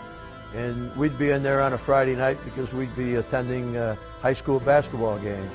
And we got to know him through Tom Haggerty, who was a good friend to Bob Sherlock's. He would talk about high school basketball at that particular time, and because it was usually on a Friday night or a Tuesday night after the high school games. And we would just kibitz about who we thought was pretty good in basketball. Well, Matt was at the Times Union when I got there, and you know, we became friends. We knew each other a little bit before, you know, just in travels and covering different things.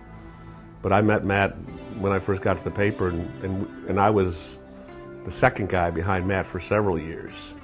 And you know, we were at Saratoga together for, gosh, probably from '86 until he retired in 2005. But then after he retired, like, he did work for OTB and he also did work for us. Even up till last summer, he was up at Saratoga every Saturday covering the feature race while I did a column. Even when he was feeling bad, he just wanted to be up at Saratoga because that was the place he really loved. And you know, a lot of people near and far will miss him. And you know, it's just that's the kind of personality he had. Many of the group, they're all Capital District sports fans. They might have been athletes, but they were certainly all fans. And so Matt Graves was the name you read in the paper every day, as reported by Matt Graves. So when you ran into Matt and he was covering your team or a team you were interested in, you were always saying, "Hey, Matt, what do you think of the team's chance? What do you think of this horse's chance?" It was just part of the Capital District, you know, sports culture.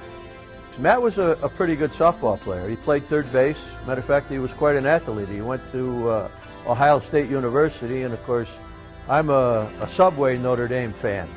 So we had this rivalry between Notre Dame and Ohio State all the time.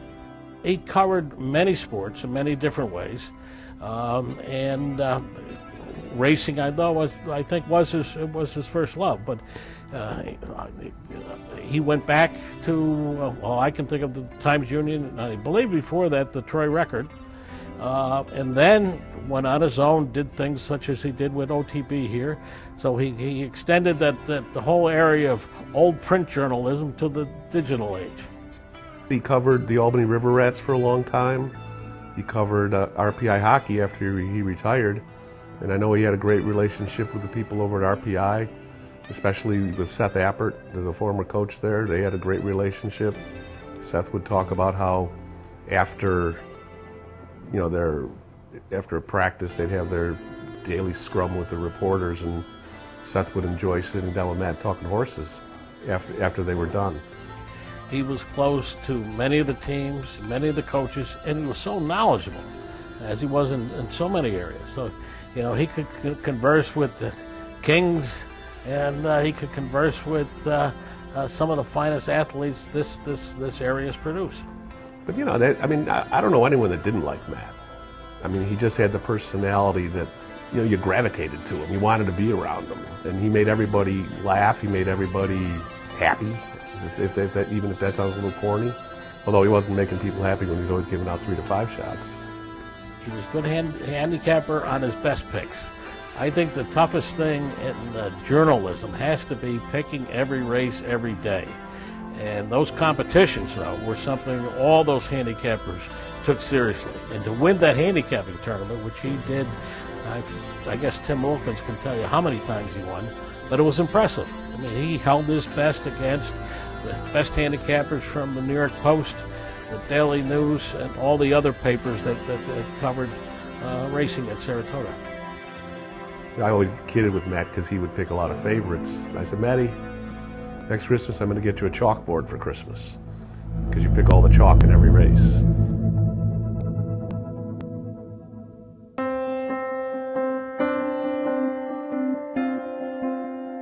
I can tell you a story about the handicapping contest up at Saratoga, which all the handicappers from all the different papers. There were a lot more papers back then that were doing it. The papers from New York, and they would have handicappers up there. But Tom Cunningham, I don't know if you remember Tom, he was always the perennial champion in the Albany Times Union, always. And Matt took it so serious. He wanted to beat Cunningham every year. So one day there was a race at Saratoga, and Matty and I picked this horse, and Cunningham picked a different horse. And the horse Matty and I picked, at the 8th pole, was like 4 lengths in front. Matt turned to me and he goes, well, we're going to pick one up on the old guy here.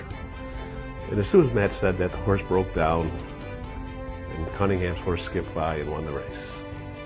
Matty looked to the heavens, raised a middle finger, and didn't say another word. It was a dry sense of humor. He was very witty, and you had to listen very carefully to some of his funniest lines because he had strange ways of phrasing, whether it was a dig, an insult, a compliment, whatever. The quick wit that he had, I don't know how he came up with some of the stuff he came up with. He was very, very dry. You had to listen to exactly what he had to say in order to understand it. And sometimes you didn't know whether he was criticizing you or just trying to drive the nail in and get a rise out of you. Most of the stories that we want to tell about Matty can't be told in church. He was at the Kentucky Derby years ago. There was a horse from Argentina named Mr. Frisky, who was supposed to be all the rage going into the Kentucky Derby. He was the horse. Matty went out to the barn one day, and it was a stormy morning in Churchill Downs. And as the story goes, Matt says he got hit by lightning. And he comes back to the office and he's telling me this. I said, what do you mean you got hit by lightning? Because I was standing with my umbrella, flash of lightning. I looked down at my fingers and they were darkened. So he got hit, he was grounded because of his shoes. So all the people around the barn were saying, "Get away from the horse, get away from the horse, you're bad luck, bad luck." So Matt comes back to the office and he's telling the story to everyone in the office.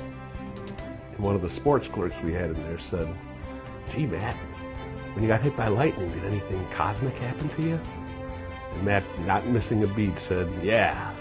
So I got vaulted into the future and I saw yours and it ain't too bright." That was Matt. I mean, he was so quick, so quick.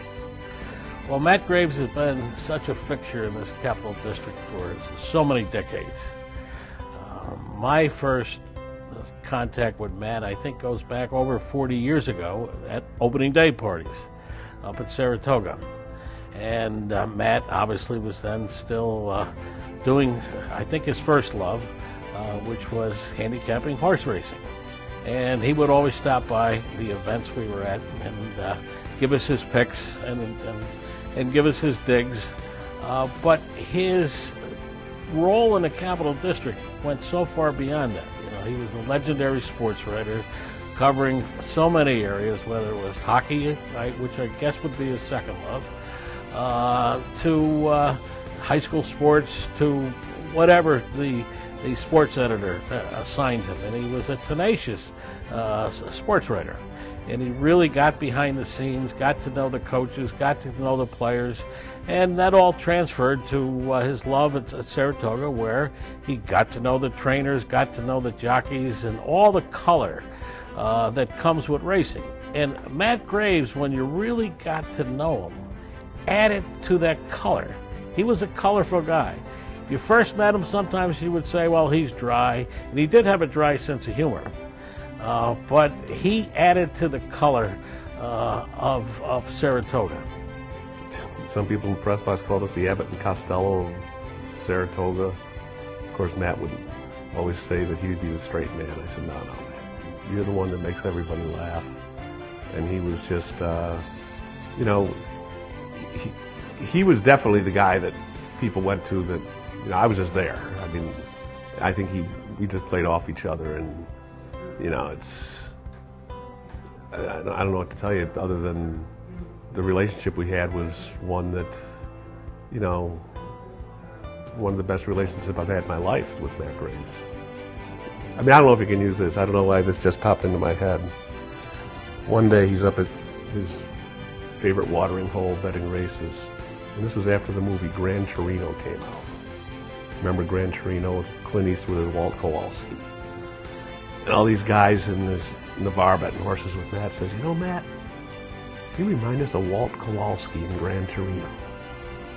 So Matt's like, all right. So he goes home and he tells his wife, Debbie, because yeah, the guys up on the bar said, I remind them of Walt Kowalski in Gran Torino. And Matt said, and Matt's wife said to him, boy, that would be pretty neat being married to Clint Eastwood. And Matt said, if I was Clint Eastwood, do you think I'd be married to you? I said, how'd dinner go that night? He goes, not too good. I don't know if you know it, but he was a legendary karaoke singer. And when he was in the mood, his Roy Orbison tribute would make Roy proud. He's, as Eddie alluded to, he was very good with Roy Orbison, and his #1 song was Pretty Woman. And he was kind of attracted to pretty women. Matty claimed to be a fairly decent golfer. And I had joined Van Skyke, and when his health was failing, he said, I can't play 18 holes. I said, Matty, I don't play 18 holes. I only play 9. I want to play with you, and I want to play for money. And one of the few regrets I have about knowing Matty is we never had that 9-hole match, because that would have been something I would have treasured forever.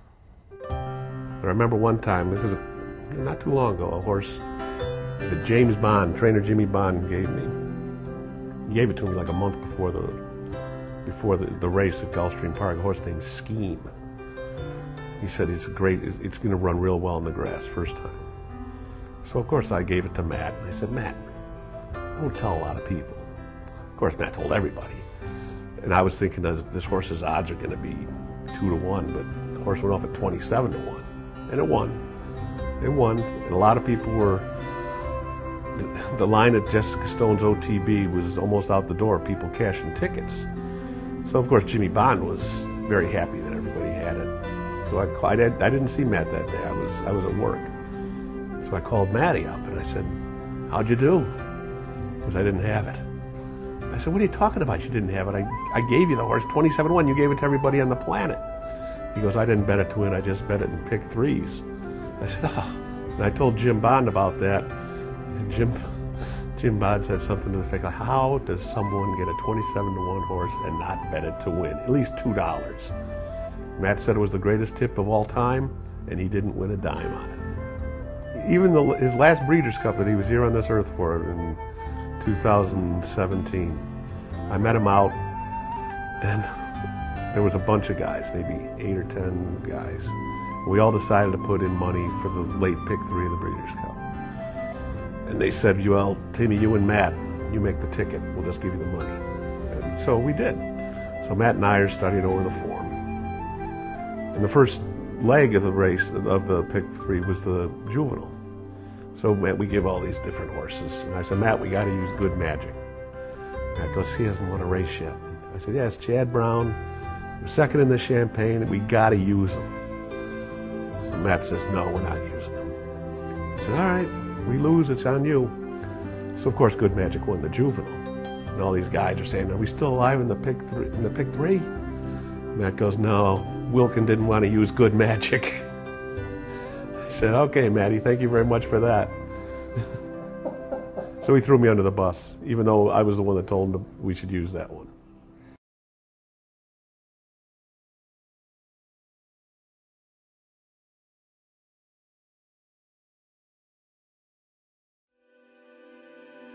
Well, I knew because he had the leukemia, and he never told anyone how bad it might have really been, because it was a lot worse than he ever let on.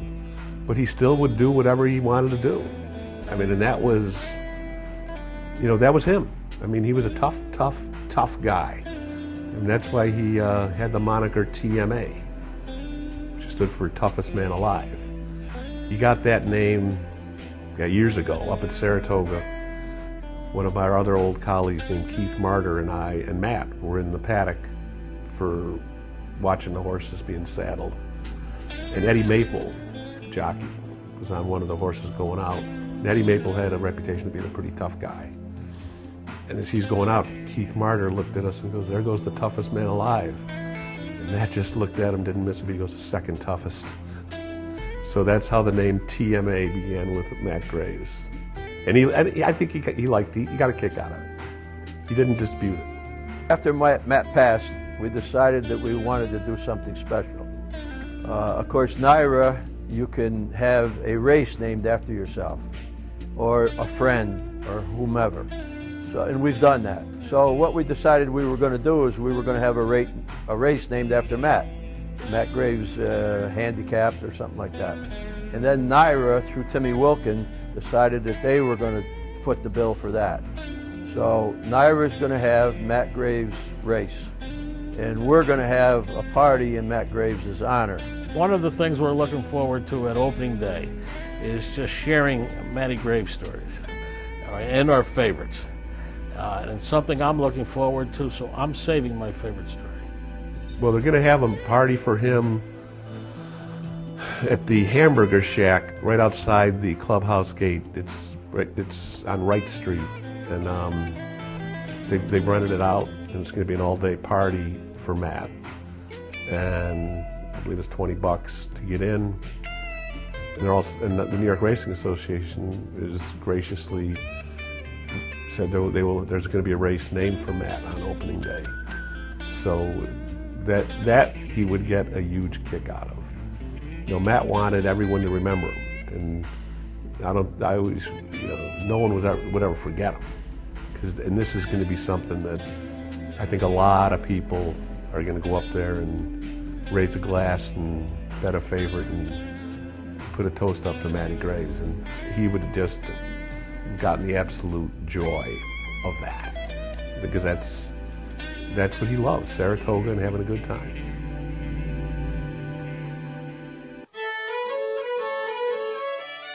you go up to Saratoga long enough, you meet racetrack characters. Jarbo is definitely at the top of the list as one of the all-time racetrack characters at Saratoga. There's no question about that. Matt Graves knew that Jarbo liked the horses. So, you know, it didn't take long before he became the new handicapper. And Matt used to say, I've created a new Frankenstein monster. Because Jarbo became, you know, he became part of the Saratoga scene. And, you know, it goes down from, you know, Mary Lou Whitney knew who Jarbo was, even though she said he looked like a bad Santa Claus. And Jack Knowlton, the owner of Funnyside, he got a kick out of Jarbo. And Jack Knowlton became part of our running gag that we did in the Times-Union every day. And it was, you know, and Mike just loved that. He just really loved being in the limelight, so to say. He would love to walk around the clubhouse, and he'd want me to go with him all the time. And I said, Mike, I got work to do. He goes, come on, because he wanted people to see him. Because, you know, 11 months out of the year, he's a copy editor at the Times-Union. And I would always say, well, you get to crawl out of your rock, underneath your rock for the Saratoga meet. And he would, for some reason, people really gravitated to Jarbo, and they thought I was the bad guy. And other people thought Jarbo didn't even exist. They thought it was something that I'd made up, because how can there'd be a real guy like this? And he'd walk around, and and always had a baseball hat on too.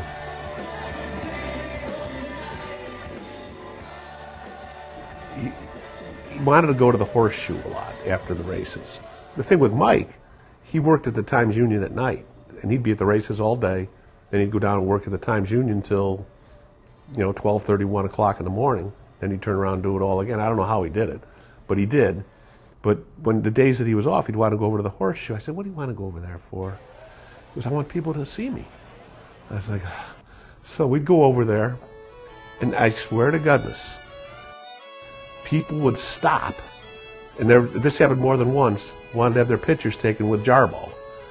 And then I always say to Jarbo, I said, as soon as they get home, they're going to delete that out of their phone, because who are you? And he goes, the people love me up here at Saratoga.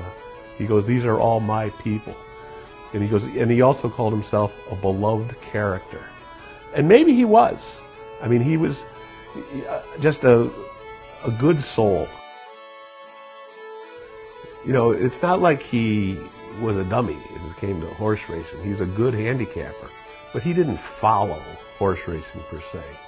I mean, I would ask him every year, who's running in the Kentucky Derby? I don't know. Who won the Travers last year? I don't know. He goes, I'm worried about the second race at Belmont tomorrow. That's the way he was. And I said, Jarbo, how can you possibly follow this sport and not know who's in the sport? And he's like, I don't worry about things like that. I just worry about trying to give winners to, as he said, my people. I never met a guy that could laugh at himself like Jarbo could. People would bust on him all the time, and he would, and it's not like he would take it, and he would just laugh right along with him. I mean, this thing that we did every year for about 15 years in the green sheet in the Times-Union was we had a bankroll every year, and it was me against Jarbo, and every 10 days of the meet I'd give him a new nickname. I mean, there were some doozies in there. I mean, Matt Graves gave me one of the names for him, called him Crumbs, because if you looked at his desk, all it was crumbs from everything he'd eaten. He was almost like a cartoon character up there, because he loved to eat. He led the league up there in eating hot dogs in the press box at Saratoga, and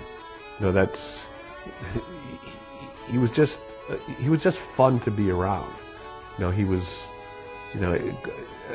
not as quick a wit as Matt Graves, but he had his moments where, he would make people laugh too, and it's just his appearance too. He always would have the jeans on, sneakers, shirt that would look like he just picked it up off the floor.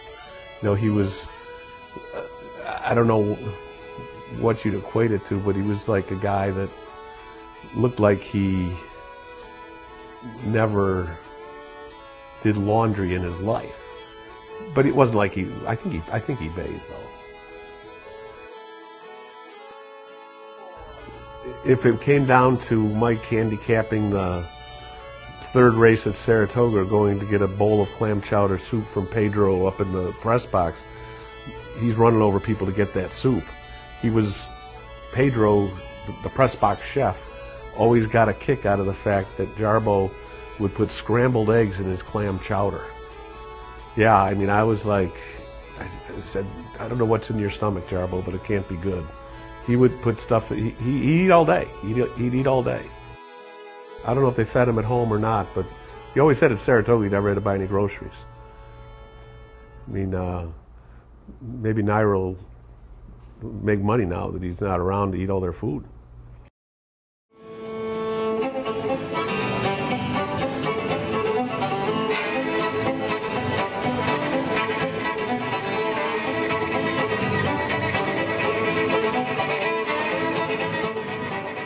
And you know, that was another thing I would goof on him about, his fiddle playing, but he was good. I mean, he would go to these fiddling conventions in North Carolina, out to Massachusetts, and I guess in the fiddling world, he was well known. I mean, I would always just say it was just scratch music because it didn't, you know, I said, what, the names of some of these songs he played, he was like, things I've never heard of. It was like, Old Yellow Dog Running Through the Meeting House, whatever that means. And he had a CD made, and he gave one of them to the trainer Eric Guillot, the Cajun trainer, who was a piece of work in his own right. But Guillot told me that he was driving down the street one day, and he said, I'll put Jarbo's tape in the radio, in the cassette. He said he was at a red light, and he turned it on and blared it, and he said, I looked out the window and all the birds in the tree just started flying away. Eric called Jarbo Good Time Charlie Daniels before Jenny Craig, or after Jenny Craig, because Mike had lost some weight. But you know, and Jarbo would go over to Eric's Cajun cookout and probably eat him out of house and home, but I think, even like, you know, Guillot just met him and liked him immediately.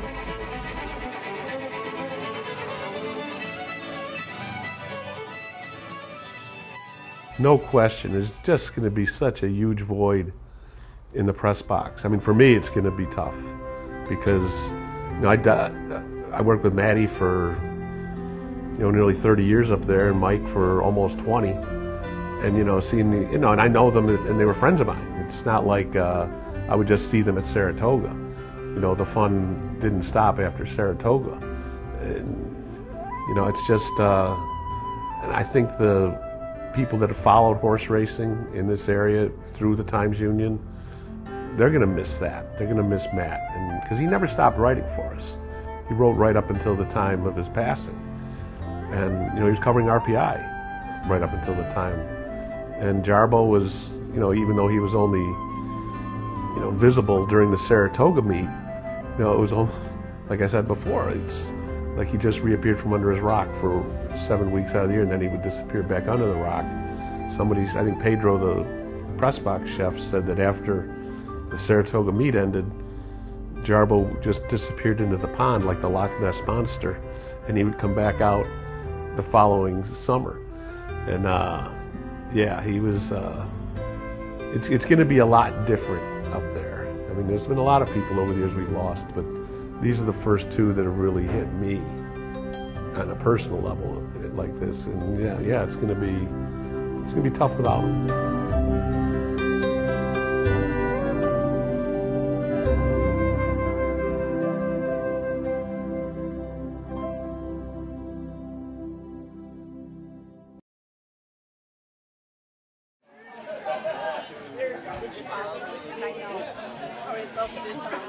Well, this is a sad day in a way, but it's also a glorious day in a way, so we get to celebrate the life of Matt Graves.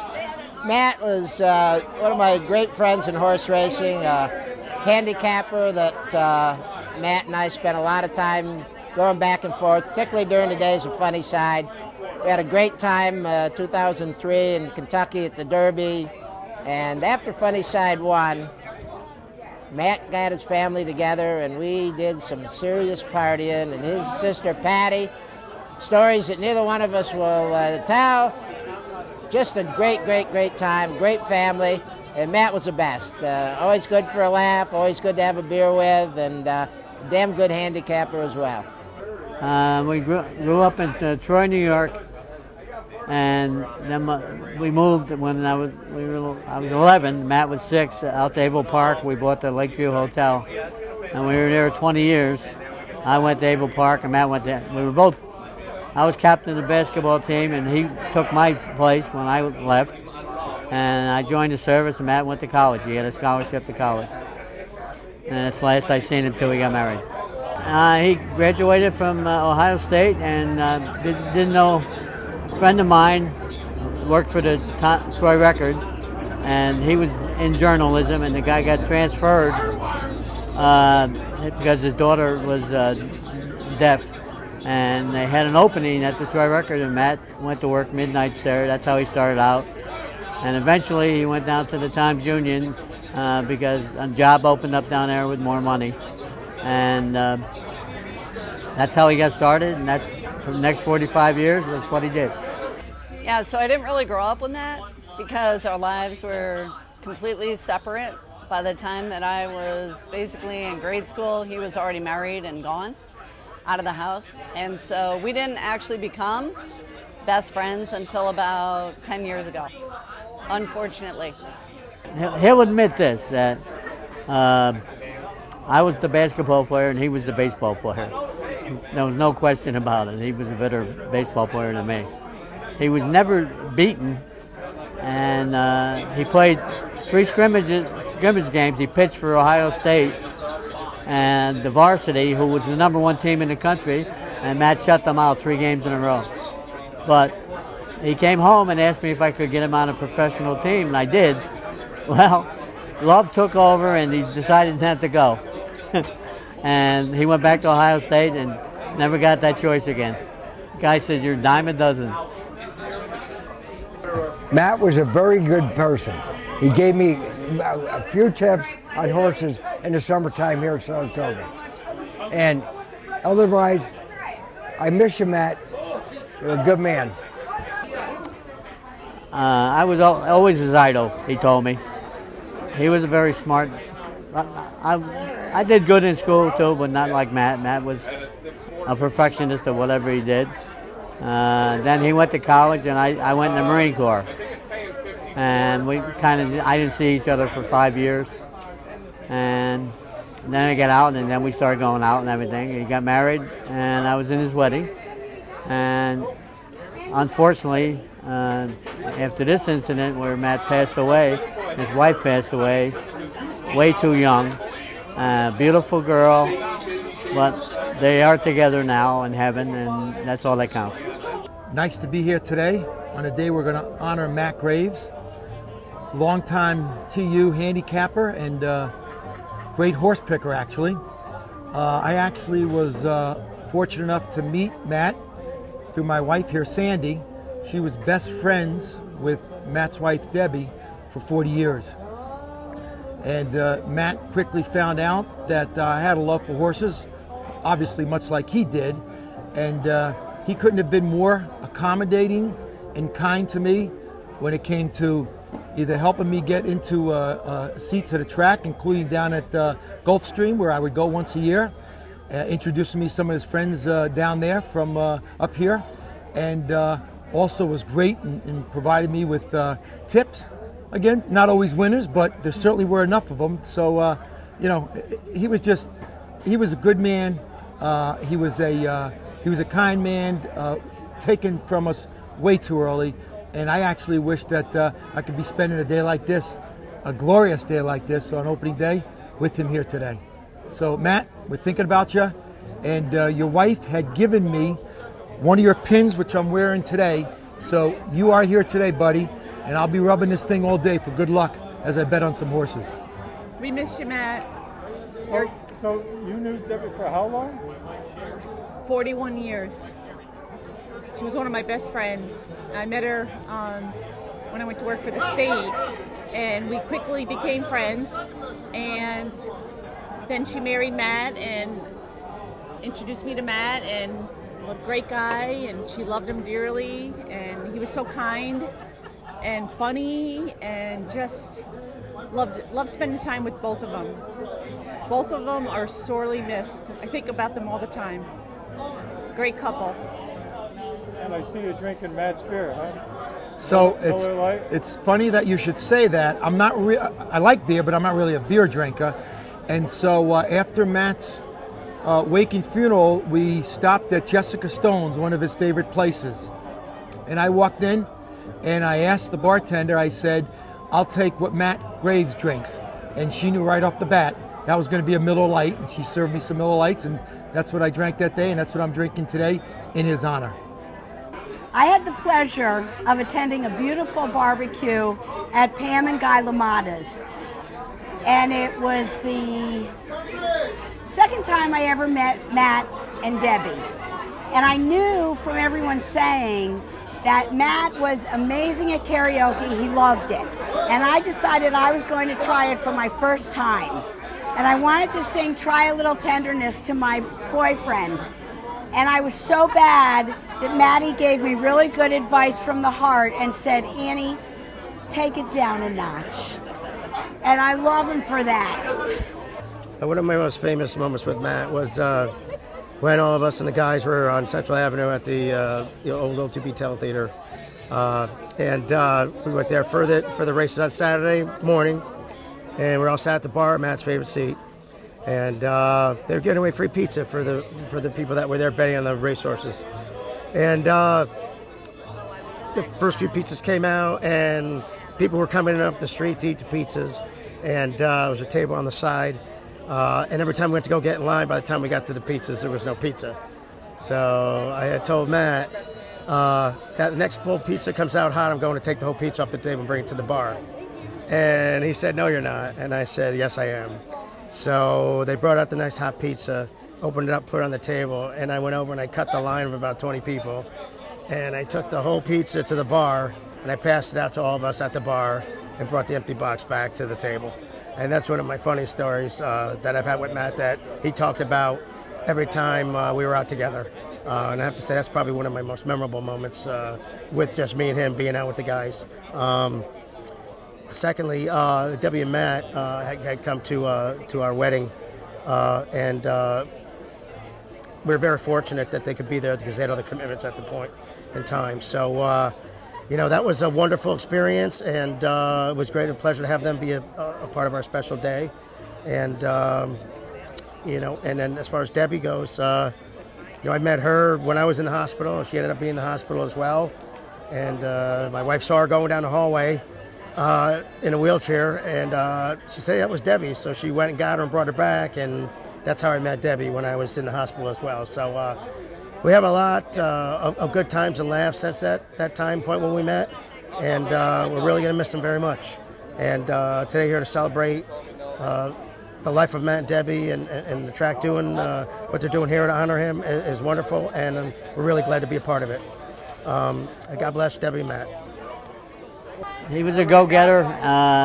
Nothing stopped him. He finished everything that he started, and he wasn't happy unless it was done right. He was a perfectionist. That's why they call him the toughest man alive. He and I are a lot alike. We're a lot alike, excuse me. I still haven't really processed that he's passed away. So he and I are a lot alike. He likes the horses. I never bet on the horses. I didn't care about the horses. I'm not a gambler. But for some reason, I think music brought us together. And he and I used to sing I Got You Babe by Sonny and Cher. And he was always way better than I was, but I kept trying year after year after year to sing with him because that was his passion and my passion at the same time. And I went to the Kentucky Derby with him probably 11 straight years and snuck in every single year. And he never understood it. I would have credentials made up that said I was with the press, and they would just let me fly in, Even when 911 was going on, they would just let me go in, and I would just talk about how I was going to see my brother in the press box, and they would be like, okay, come on in. And he just was like, what are you doing? You're going to get me kicked out of my job. And unfortunately, I never really got to see him during the race because he was always working really hard, but I never got him kicked out of his job because he was a stellar man and an absolute legend to the horse racing business. The first time we really got together, as far as I remember, is we came to the track, and we kind of like got each other's sense of humor and character, and ever since then we've been really good friends. And then he's come to the house quite a few times, and I have a basement of beers in a cellar, and coming over, and we try a lot of different beers. We come over even though he was a Miller Lite man, but he always went the extra mile, and that's how we really became close friends. It's just hanging out a lot and doing a lot of things together. I'm the youngest of the 5, so I got their sarcasm, I got their dry sense of humor, and I got their personality, and for that I'm forever grateful. I'm the funny one, though. Matt was always serious. He did have a dry sense of humor, and that's why we had so much fun and got along so good. It was exactly what I said: sarcastic, dry, cutting. And if you didn't understand us, you wouldn't understand us. But my dad was the same way. My cousin Pam could attest to that. Our whole family is sarcastic and dry, and you have to actually hang out with us to understand how we are. But my brothers taught me everything that I know about life and about how to get along with people and how to bring people into your world. And I'm just happy to be in their world. Yes, it was dry, but I got it, and he knew I got it, and I could understand what he was saying when he would make a joke. I can't reiterate what those were at the time, but at the moment, I understood what he meant, and a lot of times me and him were the only ones laughing. So that's another special moment. The other day, my daughter Emily, who knew Matt and Debbie very well, told me that Matt told her that she's as pretty as Cameron Diaz, but not as pretty as Jennifer Aniston, because Jennifer Aniston is hot. So I thought that was a funny story because, Matt had that dry sense of humor. And my other really great memory of Matt and Debbie is at our wedding, which they were both at, and Matt really wasn't feeling well at the time, but he was there. Typical Debbie stole the golf cart from a guy that was collecting lawn chairs, and we actually got a written notice from the hotel that told us that we were going to be arrested if we had any other incidents before the wedding happened. Matt and Debbie were both really good friends of ours, and we miss them. He was a chalk man, and he was more worried about how many horses do I pick that win than how much do they pay. And, there's a method to that. People that are following in the paper, they like to see winners. So a guy that's got 30% winners, they like a lot better than the guy that's got 20% winners. They're not looking to say, well, the guy with 30%, you'd only win $10 overall, and the guy that's got 20%, you'd win $30. They don't pay attention to that. Matt was of the belief, I just want to pick winners. I don't care what they're going to pay. I'm not worried about that. I used to kid around with him, and I'd say whatever he picked, I crossed off. And I picked my own.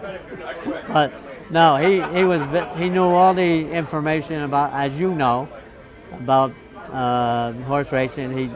He was really good at what he did, and even on his day off, he did. He went out. We used to play horses on his day off. We went to Gulfstream Park one time, and the guy that ran the park said, I probably won't be able to get credentials for your brother because of 9/11. And he said security would be really tight. So I went down there, we pulled into the security office. I walked right in, and the girl says, could I help you? I said, yeah, my brother needs passes for Gulfstream Park. And she says, how about you? I said, no, I don't know. So I walk outside with Matt, and I said, boy, I'll tell you, that security is really uptight. I said, we could walk in and walk out, and nobody even said a word about us. That was one of the, there's 1,000 stories. There's probably no story that I would tell on here that Matt wouldn't have told me I could tell. So no, I've got nothing else to add, but we've had a hell of a good ride. Well, there's one special Matty Graves story I'd like to tell. It is about his singing, but it's not about Roy Orbison. You know, after a while you get tired of Roy Orbison, and there's only so many Pretty Women songs you can hear Matt sing. But the night I remember, and one of my favorites, was a neighborhood gathering at a restaurant called Spiak's in Maplewood, New York. And we had our holiday Christmas party. And we had a big sound system there. And Matty stopped by, and as we used to do every Friday night, all the guys would gather. And it was a great neighborhood watering spot. But Matty came over, and we needed to get the party started. And we said, Matty, you got to sing. Of course, Matty says, look, I'm not singing tonight, all right? I don't feel like singing. I don't care if it's the holidays or what. Well, he had a couple more drinks, and I said, Matty, we need you to sing. He says, I told you, I don't feel like singing tonight. Well, fortunately, he had a couple more drinks. And he said, okay, I will sing one song. So he got to the mic, and I forget what song it was, but he sings a Christmas song, and the whole restaurant applauded. Well, with that applause, he looks up, and he knew he had the crowd, and you could not get the mic away from him for the next hour and a half. And the place was crazy, and the owner came over, and he said, you know, of all the Christmas sing-alongs we ever had, that was the best. And that's thanks to Matty. Just one great night, another great night with our good friend, Matty Graves. We used to call Matt the karaoke king because he had a really incredible voice, and no evening at the bar was ever complete unless everybody got Matt to sing some old standard. And one I remember it was like a night or 2 nights before the 2007 Breeders' Cup at Monmouth Park, and we went down to the hotel bar, and apparently that was their regular karaoke night, and people from all over southern New Jersey would come to hang out and do the karaoke. And there was, you know, and we just took the place over, and Matt got up and probably sang My Way or I Love This Bar, a couple songs like that, and blew these karaoke experts away. And they were none too happy about it. Not at all. How long? 70 years. 7 years. Great brother, my brother. Him and I had so many wonderful times, met so many people. And without him, I couldn't have done half the stuff I've done. He took me everywhere. And he was just a man's man. And never had a bad word for anybody. And just a great guy. I used to live by RPI, and I used to read what he wrote. When I moved to Michigan, it was a little bit more difficult, so I would have to go online to timesunion.com. And I was always impressed by the way that he wrote and the passion that he had for not only the horses, but the people and the jockeys and the owners.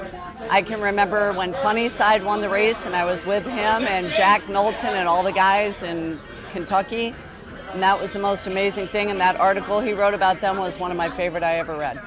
On behalf of Matt Graves and his family and all his good friends that showed up here today, we had 97 that walked in and paid the $20 for the Matt Graves Day band, and it was a great, great success.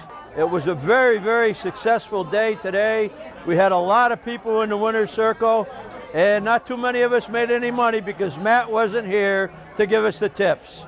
Thank you and goodbye.